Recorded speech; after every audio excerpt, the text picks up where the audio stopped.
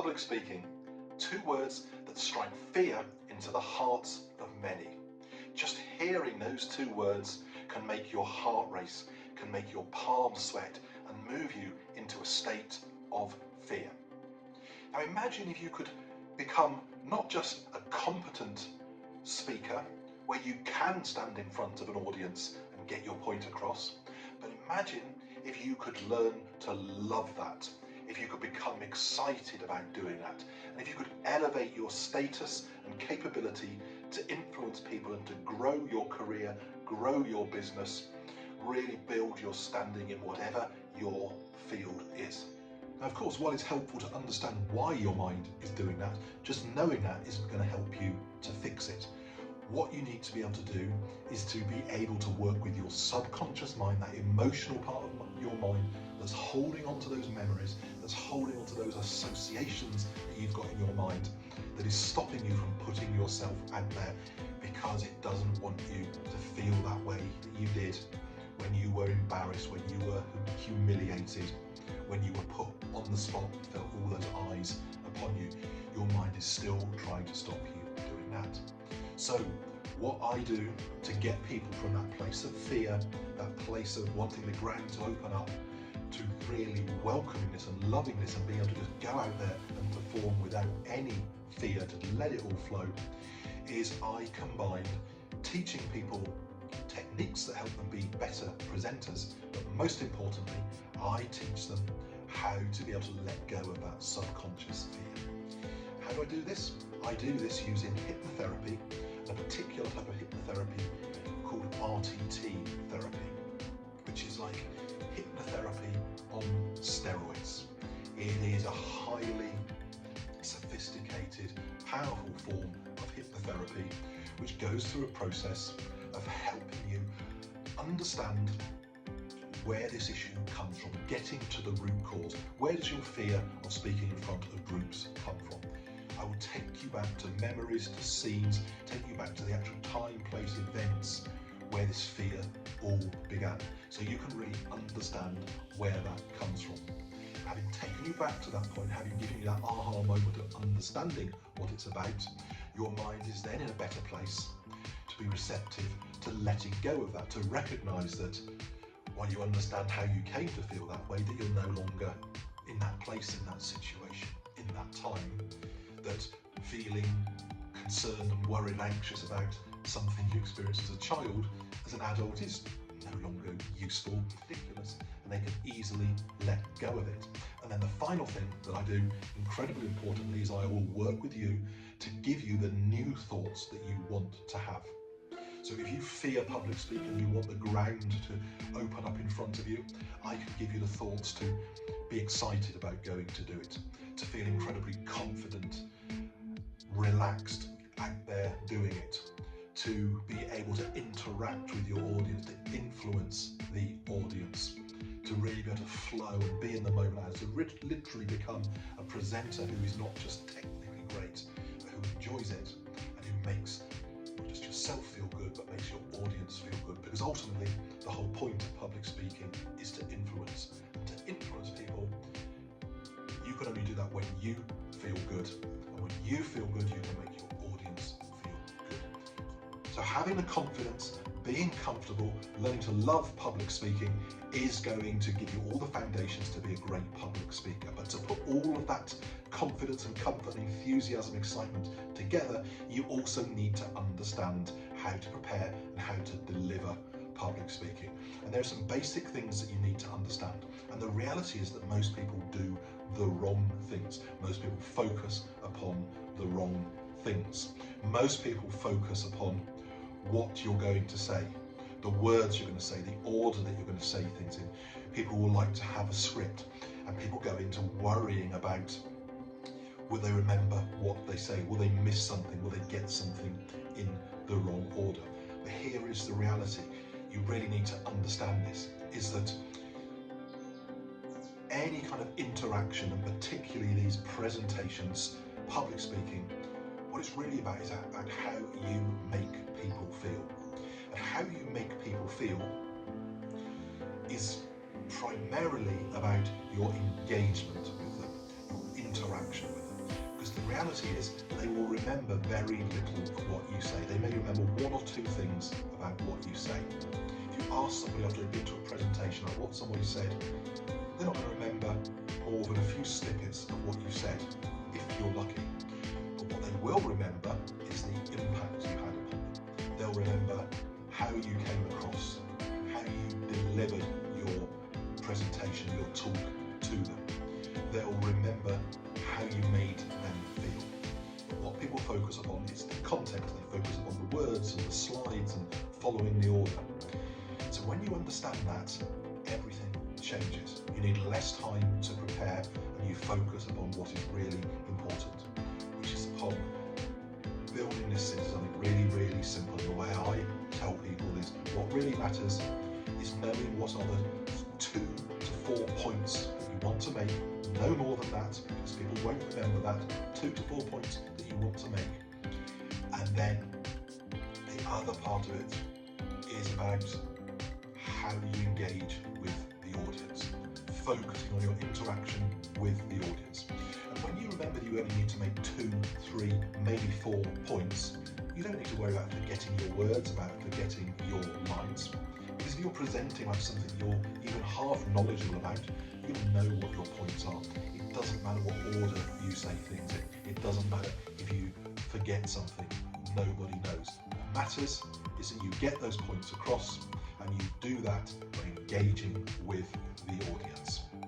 So how do you engage with your audience? And the first and the most important thing is to lose the notes, lose the script.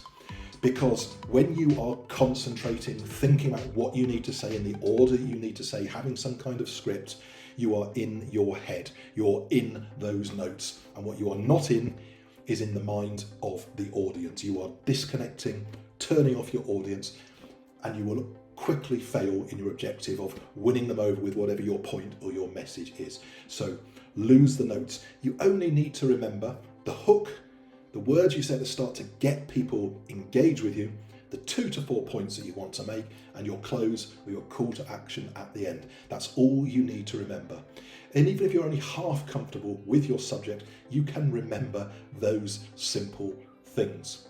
And when you accept that you don't need to be in your head worrying about what you're going to say, because people will only remember maybe 10% of what you say, but what they will remember is how you make them feel.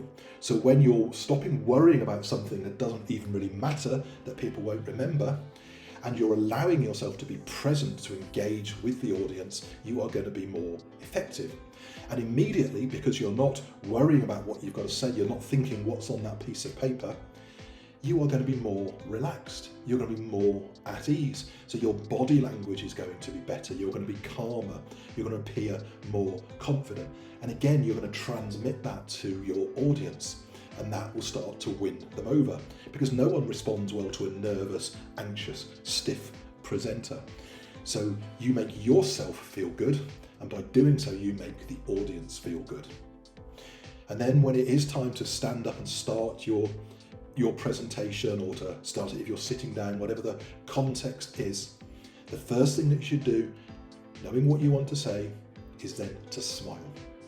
And again, when you smile, it makes you feel good, because the simple act of smiling sets off a chemical reaction in your body. You're sending a message that you're happy, and your body takes that on board, and you will cause physiological changes. You'll be more relaxed, you'll be calmer. In fact, even the tone of your voice will come across as clearer, stronger, more confident. And with the audience, when you're smiling, you're a lot more convincing, and people want to engage much more with you than somebody who's looking tense and anxious and overly serious. So smiling helps you, and it helps your audience.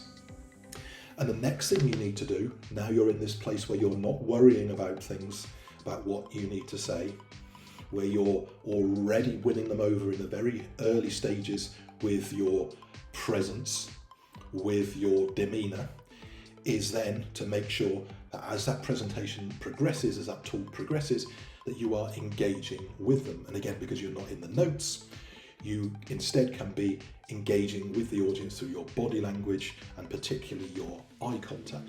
So whether you're in a room of with 5 people or 500 people, you can still make all of those people feel good, feel engaged. So if people are physically in the room with you, what you really should be doing is making sure that everybody in that room either feels that you've made eye contact with them, or ideally that you have made eye contact with them. Obviously, if it's 500, you can't realistically do that. But if it's a small number of people, 5 to 20 or 30 people, you can work your way around that room. You start off wherever you want, but you work the room from front to back, working your way along, probably going sideways first of all. So you're looking, you're checking out. As you're talking, you're smiling, you're looking relaxed, you're looking at the people initially in the front row. You're working your way along there, making eye contact with each person as you go, working to the end of that row, and then you're going to work your way down the other row. You can either go back to this side and do it, or you can do it in that order. It doesn't really matter, but you're working your way down that row as you're talking. You're catching people's eyes, and subliminally the message that you're sending to them is so incredibly strong. Even if you make eye contact with them for a second, people feel it. They sense that you're engaging with them, that they are important to you. So it's really, really important. You are making people feel good. You're really being present and in the room. Now, if you've got people further back, or you've got a very big audience, then clearly it's going to be really hard to make individual eye contact with everybody, but you can make people feel like you are. So you look into that corner of the room again, smiling, and you're moving along there, and people will feel that you are looking at them, and especially for people who are at the back of the room and the sides of the room, who are probably feeling a little bit kind of out of it, maybe they haven't got a seat. Making them feel that you're noticing, that you're connecting with them is such a powerful thing. So anybody in pretty much any small to medium size environment can make everybody in that room feel that you are engaging with them. Really, really important. And the next thing that you really need to think about, and this is something that people often overlook, and particularly when people are worrying about what they're going to say, they find they run out of time to prepare this crucial part of their presentation. What is that crucial part of the presentation? It's the questions and answers. And a bit like people hate presenting, people are equally terrified of questions and answers. It's the same kind of feeling. What if I get asked a question that I can't answer? What if I freeze? What if I get found out? What if I get made to look stupid? What if there's someone really hostile in that environment who's trying to trip me up? Here's the thing, here's what you have to do. First of all, you have to learn to love questions. Remember, the objective of any presentation, of any speech, is to win people over. Now, maybe it's just to educate people, or just educate people, maybe it's to educate, maybe it's to inform, maybe it's to sell to people. All of these things are a type of selling, are a type of influencing. And you can do a really good presentation, but if your questions and answers element and the answers you give to questions that you get isn't good, it isn't strong, it doesn't matter how good your presentation is, at best you will survive your presentation and you will probably fail to win or to really get your point over, get people on board. So learn to love questions, because questions are where you win or you lose. So why would you want to do all that hard work in doing a good presentation to fail on the last bit of the questions?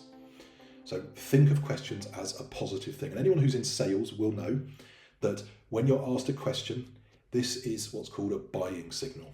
It means that the person asking that question, even if it's a difficult question, wants you to answer the question. The worst situation is when people don't ask questions. That doesn't always, but will often mean they're not really interested. So when people are asking you questions, they want you to reassure them.